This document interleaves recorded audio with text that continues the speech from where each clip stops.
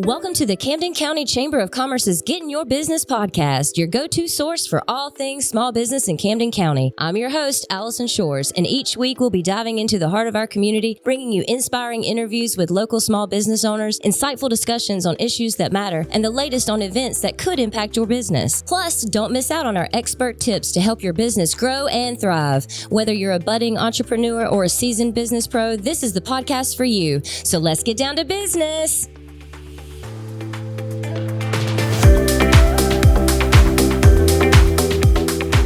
What's up, Camden County? Allison Shores from the Camden County Chamber of Commerce, and you are catching the 5th episode of the Getting in Your Business podcast. And today we are talking all things Thiokol era. So in the studio with me today, I have Miss Jannie, Miss Hattie, and Miss Emma. So thank y'all for joining me. Thank you. So I guess we can start with Thiokol. A lot really happened with Thiokol and it being here in Camden County.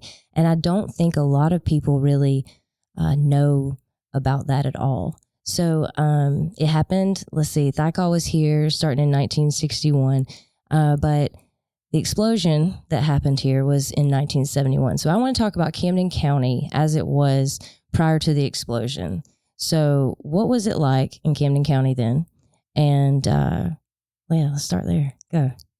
Well, Camden County is unlike any other place on the planet. Agreed. They accepted a challenge from a president of the United States to help America go to the moon. Mm-hmm. So Thiokol came here and everything was just perfect. Yeah. To help America get to the moon. And here in Camden County, they tested in 1965. It was a Saturday afternoon. They tested the world's most powerful rocket engine. Thiokol had a plan when they came here to employ the people here and raise the employment level from 100 to 3,000 people. Oh, wow. Had they gotten that contract. So they didn't get the contract because of budget constraints at NASA. And but they did give NASA the technology, which enabled America to go to the moon in 1969. Mm-hmm.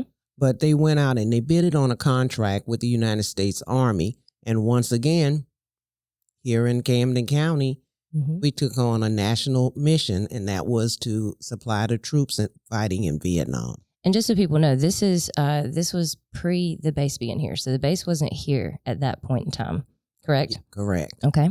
All right, keep going. So they got the contract. And one unique thing about Thiokol was, in that contract, it was a diverse workforce. They hired women, people of color, American citizens from all over America came here because they wanted to join the mission of supporting the troops. Mm-hmm. And so the ladies started in 1969, Miss Emma? Yeah. They started in 1969 training and working at Thiokol. And they were making the trip flares. Okay, so that's what I was going to ask you. What all were they making there? They made the 81s, the 40 to 60 millimeters. They made the trip flares and the deterrent gases like CS gas, which we think are tear gas. And so this was during the Vietnam War, correct? Correct. So everything was it was for that war. Yes. Okay. Yes.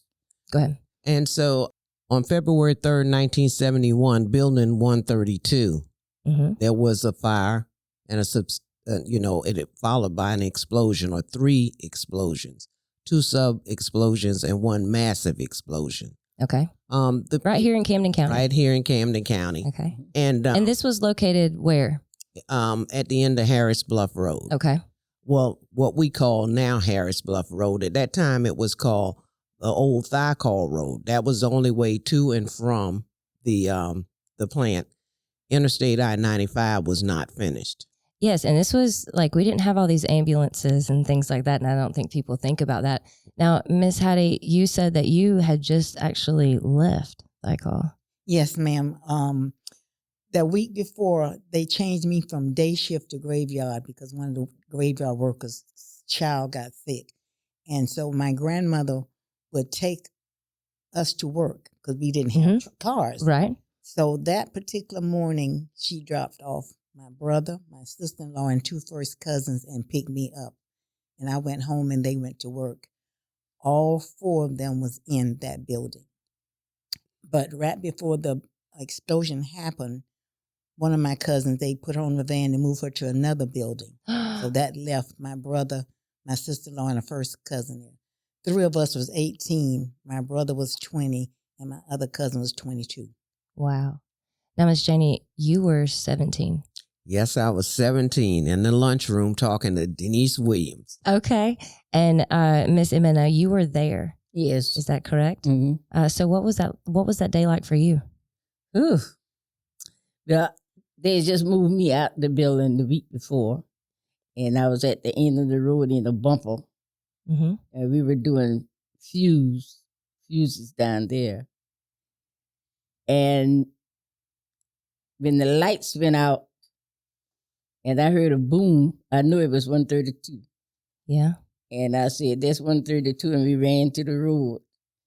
And most of the people that was working with me, they had children or relatives down there. Mm-hmm. And I was trying to keep them from running down there. But they was trying to go, but I was holding them back.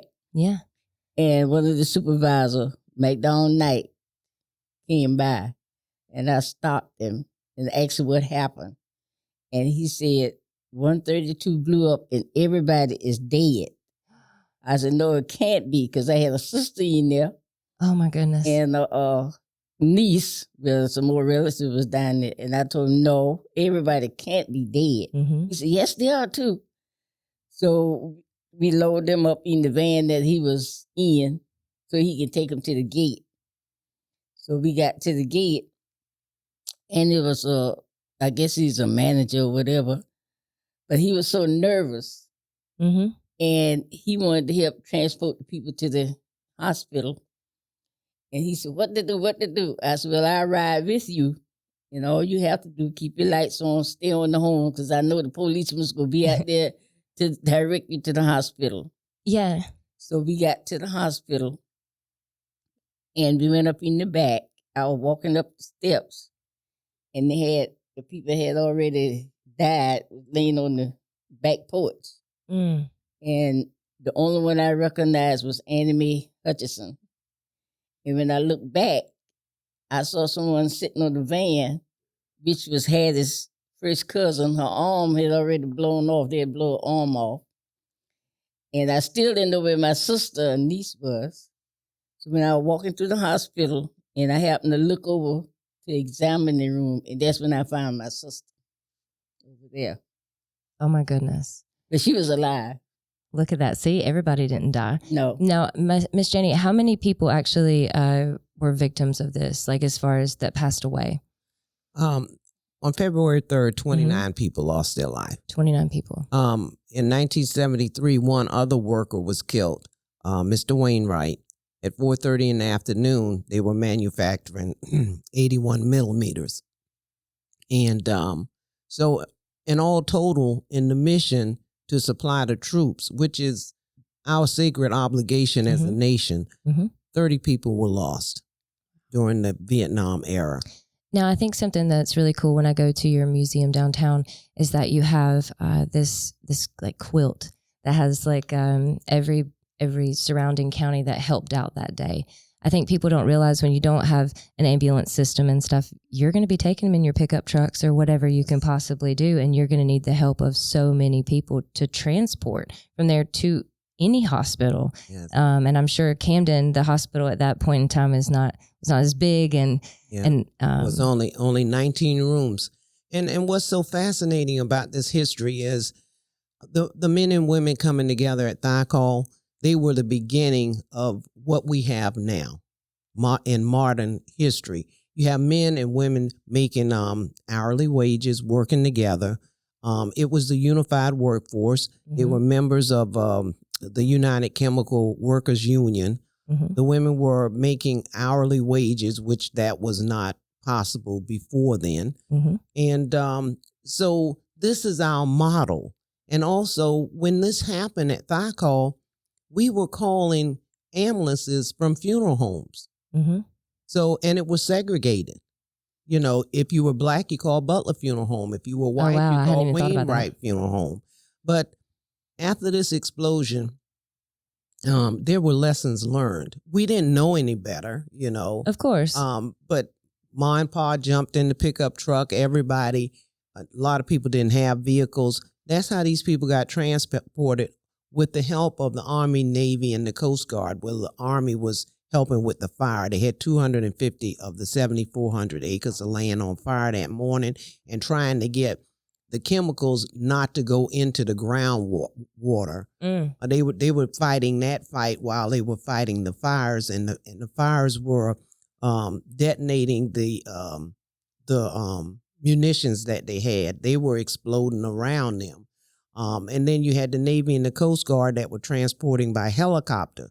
So we had several things going on. Limited ambulatory services, and it was segregated. A 19-room hospital that had SPR, it was segregated. Only 6 of the rooms could be occupied by non-whites. And so when this happened, there was a new awakening. The whole trajectory of American history changed because of what happened at Thiokol. And those firefighters, they saw to it. They went to Atlanta, Mr. Peoples, several people, and they went to Atlanta. They advocated in Tallahassee. Jacksonville was given $300,000. They bought the ambulances, put them under the city and the county, put someone on the ambulance to triage between home and the hospital. And that was something that hadn't been done before. And that plan was taught to America. No more segregated ambulatory service. This idea of segregated hospitals, that went away because of what happened at Thiokol. And I mean, you could say that's a great thing that came out of Thiokol. If there is such a, so the unity of the workers there spread it across America. I love that. And then we didn't have the interstate. Yeah. So everything was 17. Yeah, everything was 17. And so after the explosion, like 1973 or so, the interstate was finished between Savannah and the Georgia-Florida line. So these were the lessons learned. And it was learned from a unified workforce, and everything fell into place. And so that's why we're saying that the people that lost their lives at Thiokol, they were the new beginning, the new birth or the rebirth of us as a republic, because people didn't care. They came from 16 cities. They set up 14 hospitals. We had 3 states and the military. And we had a president of the United States that said, he extended his condolences. We had a governor that became president later come here to see about us. The children that were orphaned and people that needed to go back to work needed a daycare center. And every mayor, every elected official in this county, the county commissioners, and all of the citizens, they got together and opened a daycare center to care for the children that's still open today. Wow. So that's unity. It is. And I'll tell you this, I know that your efforts now in trying to memorialize and make sure that we don't forget what actually happened here, we have every year on February 3rd, you have a ceremony that you do. And I think it's absolutely amazing. And I always am moved to tears at some point in that ceremony. So, and that happens, is it at 10 a.m. every time?